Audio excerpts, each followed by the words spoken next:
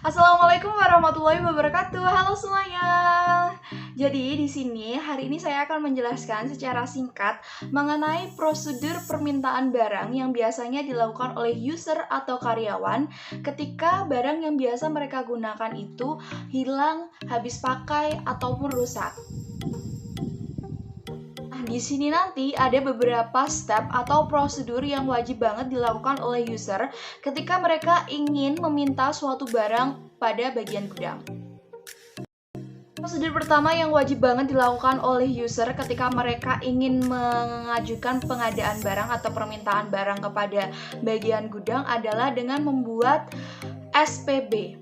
SPB ini adalah surat pengadaan barang. Jadi, nanti user harus menuliskan pada surat tersebut berapa stok yang mereka inginkan, barang seperti apa yang mereka butuhkan, dan juga spek-spek seperti apa yang mereka butuhkan. Setelah surat pengadaan barang ini dibuat, user itu wajib banget untuk menunjukkan surat pengadaan barang ini terlebih dahulu kepada atasan mereka, supaya atasan mereka ini tahu apa yang mereka butuhkan, barang seperti apa, dan juga jumlahnya itu berapa. Setelah mendapatkan persetujuan dari atasan bahwa barang tersebut dapat diminta pada bagian gudang, surat pengadaan barang ini bisa langsung diserahkan kepada bagian gudang. Setelah surat pengadaan barang ini sampai di gudang, bagian gudang akan mengadakan barang tersebut dan mengecek apakah stok dan juga barang yang diinginkan oleh user ini benar-benar ada di gudang. Jika barang tersebut ada, barang tersebut langsung bisa diambil di bagian gudang dan langsung bisa diberikan kepada user. Namun, jika barang tersebut tidak ada, bagian gudang akan mengadakan yang namanya pembelian. Sama juga seperti kita yang biasanya membeli suatu barang, perusahaan atau bagian pembelian di gudang, mereka juga akan mendatangi atau menghubungi penjual. Nah, nanti setelah dihubungi penjualnya, mereka akan mengirimkan yang namanya SPPH.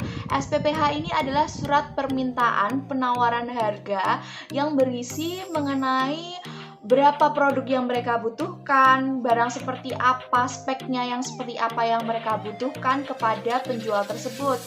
Nah, setelah itu penjual nanti akan mengirimkan yang namanya surat penawaran harga atau SPH. SPH ini berisi rincian harga mengenai produk yang mereka inginkan atau produk yang diinginkan oleh perusahaan. Jadi setelah terjadi yang namanya surat menyurat, mereka akan mendapatkan kesepakatan mengenai produk yang mereka inginkan dan harganya berapa.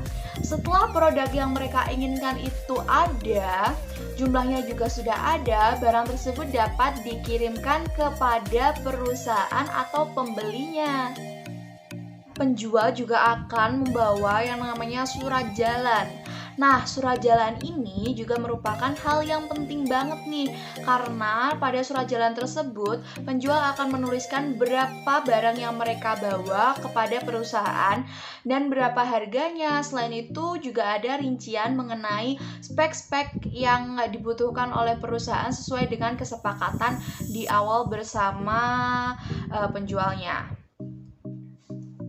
Juga barang sampai di gudang, bagian gudang akan membuat yang namanya purchase order.